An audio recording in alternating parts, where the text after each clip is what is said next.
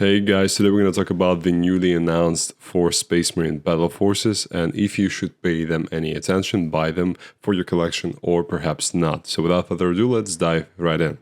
And the first one is going to be the March of Iron Strike Force. So it's an Iron Hands Battle Force.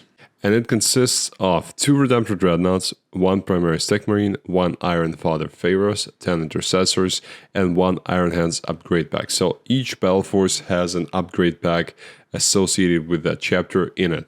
Let's talk about the units in detail. So obviously, 2 Redemptor Dreadnoughts, the start is just perfect. The Redemptor Dreadnought, as we've discussed multiple times on this channel, is one of the best models you can have out of all Space Marine datasheets. They are tough, they are great in shooting, they are great in combat, and they are, well, relatively inexpensive compared to what they can actually do.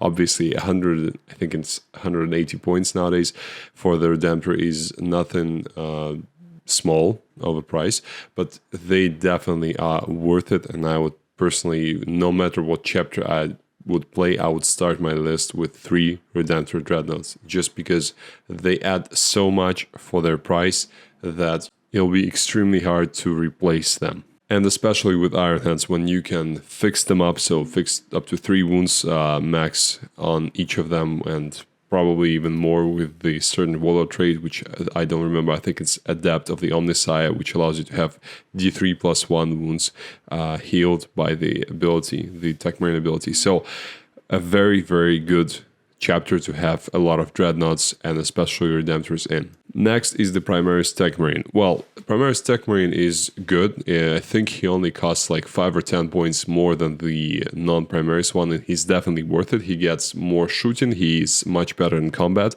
has an extra wound, obviously you can use Transhuman on him, so he's definitely worth the price, and especially now when the Arcs of Omen, the detachment was announced, we will have 1 extra HQ slot to play with, which is wonderful, and that's where I think this Tech Marine should probably go. Next is the Iron Father Pharaohs.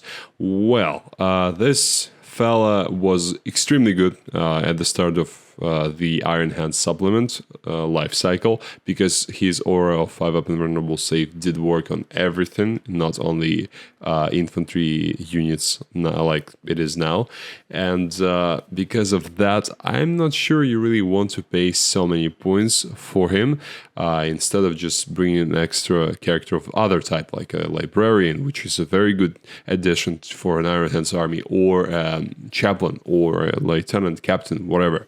So I'm not sure you really need this guy. He may be a great substitute model for a Tech Marine, but you already have a Primaris Tech Marine in this box. So I'm not sure I really like him. However, he isn't bad. He's very durable. He's not bad in combat. Has decent shooting, support for a character, and that's pretty much it for him. And for those who don't know, the Iron Father is basically a senior Tech Marine who is the guidance for Iron Hands around, and even like the chapter masters and captains who are the senior officers for Iron Hands. So he is an attack marine, and he can heal 3 wounds as a chief Tech Marine, as the master of the forge, and for 1 command point as any other Tech Marine. He can do that twice to different vehicles. Next are a squad of 10 intercessors. Well, I have a love-hate relationship with intercessors, because I do love the models, I love the concept. I just think that the problem that Games Workshop have run into with the intercessors versus tactical marines, and the fact that you have to keep the tactical marines cool and still viable in the world where there's just something that is clearly much better, being the Primaris intercessors, Primaris marines in general, and they cannot make Primaris intercessors too good, because that would make tactical marines look bad.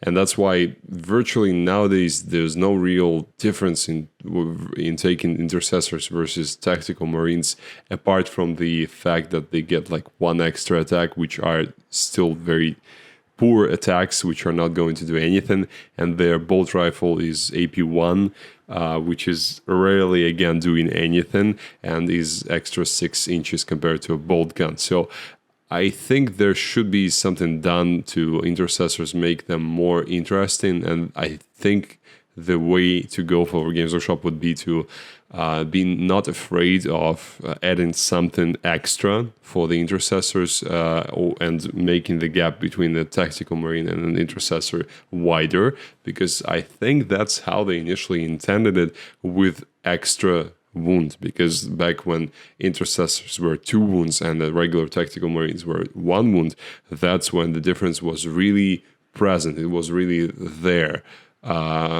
And now when everyone is 2 wounds, every marine is 2 wounds, I don't see really any reason to pay for the intercessors apart from the transhuman, which is nice, but again, I'm not sure. So 10 intercessors, good to fill out a battalion. We don't really need to do that with Arcs of Omen detachment, which is coming out really soon. So if you need that or not, that's depending on your tactical game plan, but 10 intercessors is not that much to worry about, especially when we have all that extra great stuff in this box. And to supplement the intercessors, we have one Iron Hands upgrade pack, which consists of a bunch of accessories, some great stuff like the shoulder pads, decorate shoulder pads, extra heads, a special bolt rifle, I think with a drum magazine. So a lot of good stuff in that upgrade pack. I love the Iron Hands upgrade pack, and all the other ones, they are really, really done well. The only thing I don't like about them is the lack of heads. I would like to have at least 5 heads in each on each sprue, or at least throughout the kit, because we get 2 identical sprues in each. So I want to have 5 different options, not 3 or 2 like in most of them. And the total value here is $307. I expect this box to cost around $200, maybe slightly more dollars. So the total discount would be around $100, which is not bad. If you are planning to collect Iron Hands, I would definitely recommend this box, even considering that Iron Father Pharaohs is maybe not the best choice. So are 10 intercessors, perhaps, until they get some sort of an upgrade. But still, you're getting a lot of bang for your buck, and I recommend this box absolutely. The Salamanders of Warforged Strike Force is up next. So we have Adrax Agathon in here, 1 squad of Primaris Aggressors, 1 squad of Primaris Eradicators, 20 intercessors, and a Salamanders upgrade pack for the total of $299.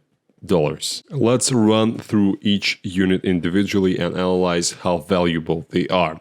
So Adrax Agathon is a wonderful character. I would definitely, if I were playing Salamanders, I would always bring him, because he is firstly a very good captain, so he fights very well in combat with his damage 4 hammer, so he can support any battle line, whichever one you want, be dreadnoughts, infantry, whatever. He's very survivable. He has, I think, 2+ save and -1 damage. But the most valuable thing about him is that he provides a +1 to wound on the charge or on the heroic intervention, or when you were charged in combat for the Salamander units within 6, Salamander core units within 6. So I definitely would always recommend to have him in your list, and if you are getting him here in the kit, that's very good indeed. Next are the Primaris Aggressors. Well, we've discussed aggressors multiple times on this channel.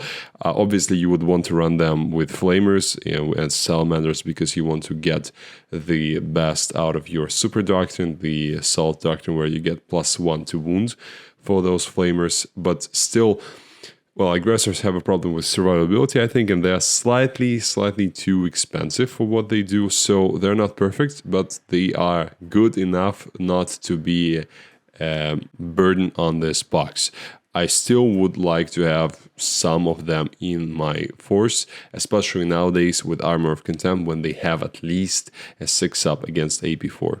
Now the Primaris Eradicators are a different story. They are very, very good, especially considering that they have melta weapons, which work perfectly with the Super Doctrine the Salamanders have, which allows them to have that same +1 to wounds when they're shooting in Tactical Doctrine.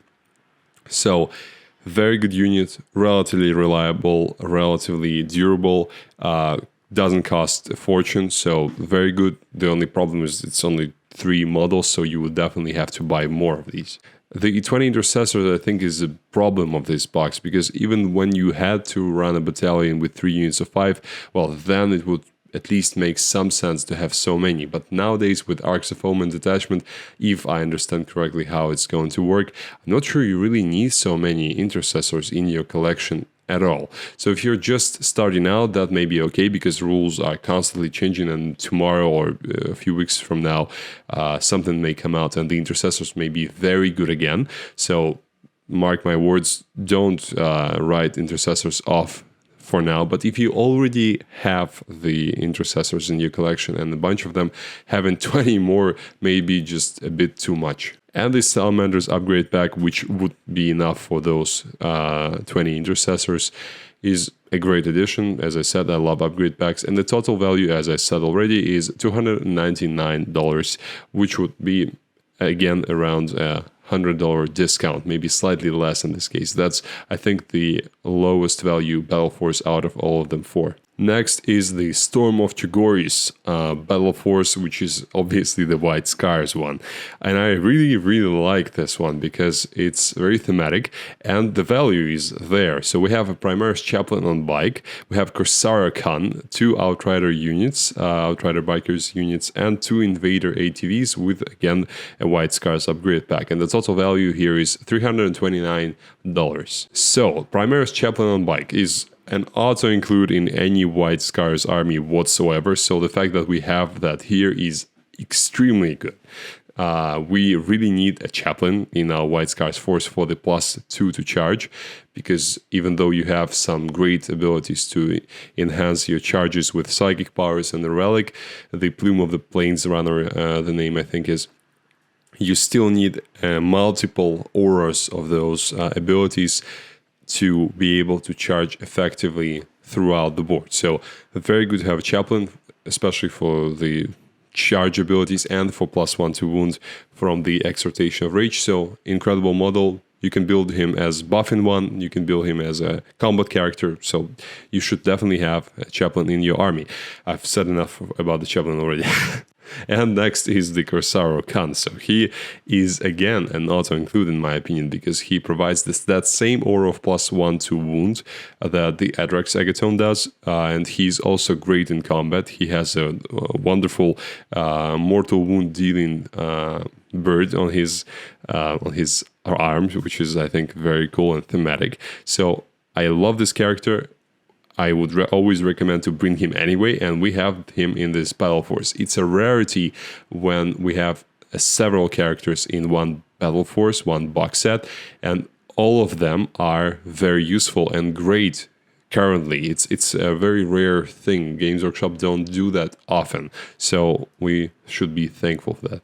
Next is 2 units of Outriders, 2 units of 3 Outriders. I love Outriders, especially now when they cost 45 points each again, as they did before when they were just released, and I think that's the correct price for them going forward. They are very fast, which is awesome for White Scars. They have bikers, so they can benefit from that advance and charge right away. Obviously, Outriders are not that great in combat, which is their major problems, but they still can do a number on a small infantry squad on an objective, especially if you give them like an assault doctrine with the, I think it's called adaptive tactics, for 2 command points where you can turn on all the doctrines at once on a unit. So they can be very beneficial for your White Scars army, and they don't cost a fortune either. Next are 2 Invader ATVs. Each of them costs $45, so the total is $90. For some reason I have it in red here. There's no meaning to that. It's just an error on my part. So yeah, Invader ATVs are great. They are very fast. They provide you with some level of firepower support from their multi-meltas and their assault bolt rifles. They are relatively durable. They don't have an earnable save, so any serious anti-tank firepower will probably get them out of commission, but still I recommend to have at least a couple just for that fast firepower support. You still need something like Redemptor Dreadnoughts there to be able to provide you with really long range anti-tank firepower that can actually stay on the board for longer than 1 turn if something looks at them. If something tries to shoot them off the board, they will probably go down, but a Redemptor will stay alive for longer. So a good addition, but not enough for the good complement of firepower support in my opinion. And obviously the White Scars upgrade pack with some nice heads, a curved chainsword, the shoulder pads, and the decal transfer sheets. And the total again is 329 points. I think the biggest total out of all for Battleforces, which is very, very good. So next Battleforce is the Scions of Macragge, the Ultramarines one. So we have here Marnius Calgar with the Victrix Honor Guard, Chief Librarian Chogoris, 10 Intercessors, 10 Hellblasters, 1 squad of Blade Guard veterans, 3-man squad, and an Ultramarines upgrade pack. And the total is $304. So Marnius Calgar is nice. He's a great chapter master, very survivable, pretty good in combat, not perfect, but good enough. The Victrix Honor Guard is great, especially if you run them with Rabute Gilman, because they can actually protect him reasonably well. So if you're not planning to run Rabute, Marnius Calgar is probably your best next choice. And next is the Chief Librarian Chogoris. And he's just awesome and auto include in my opinion. He has +1 to cast and +1 to deny the witch tests. He can deny 2, he can cast 2, he knows 3 from either the Indomitus or the Librarius discipline. So you can choose which one you want to use for him. And he can also re-roll his psychic tests. So he's basically, in terms of the psychic output, almost like the Iron Man. But the best thing about him, I think, is that he can apply a -1 to hit modifier to a selected unit within 6 of him, a friendly unit, which is awesome if you're running, say, a block of Terminators. Them having -1 to hit for free without casting anything, just for being near that character, is wonderful. And if you're running Rabute, you can apply that -1 to hit to him as well, which is great. Next are 10 Intercessors. I'm not going to repeat myself talking about them. We've already discussed them. If you have a bunch of you in your collection, you probably don't need more. But if you don't, if you're just starting out, 10 Intercessors is a great thing to have. 10 Hellblasters. This one I'm not sure about because Hellblasters aren't great nowadays. They don't output nearly as much as they cost. A full unit of 10 will cost you 330 points, I think. And for that, you're just not getting enough firepower output, and you're also getting chances of models killing themselves just for shooting at the enemy, which is just idiotic in my opinion. And I think the Plasma rule should change and the Hellblasters should change with it. So not the best unit, but they may be very good in the future when the time comes. Blade Guard Vets, I love them. They are wonderful looking models. They are great. They are very reliable. They are very efficient, and nothing bad I can say about them apart from you need more than 3. So you would want to buy more of these. And the Ultramarines upgrade pack, another great upgrade pack, enough to kit out 20 Intercessors and decals for a lot more than that probably. So that's it guys, I hope this video was useful for you. Let me know if you like the new Battleforces and if you're planning to buy one, and I'll see you next time.